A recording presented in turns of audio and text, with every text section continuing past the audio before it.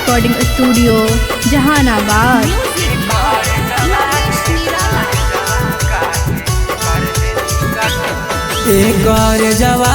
कर जवा काहे कर लेनी कठोर।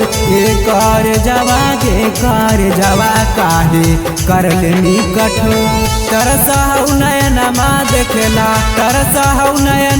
देखेला बहा बहा कलो।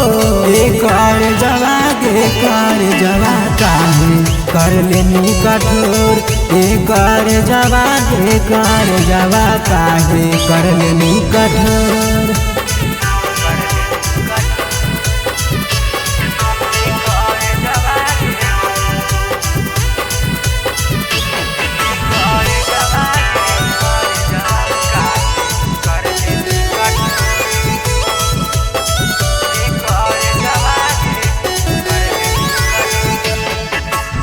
मिलेला बोलावा होता करो हाई माना।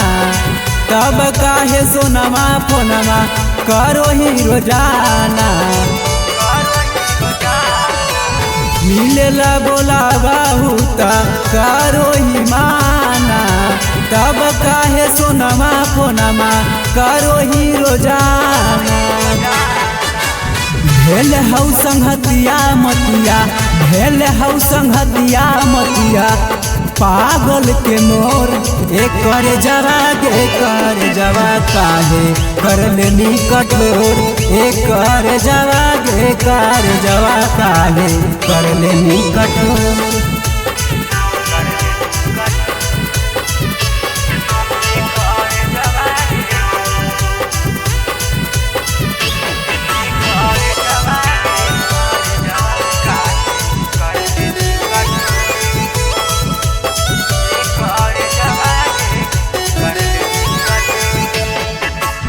शास्त्री साजनमा संसा जालेनी से जगे। किट्टुआ वारा के कहना कैनी मई से जगे। शास्त्री साजनमा संसा जालेनी से जगे। किट्टुआ वारा के कहना कैनी मई से जगे। बिना कसूर के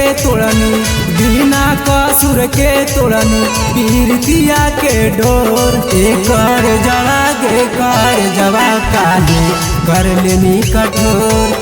कर जवा काहे कर लेनी कठोर।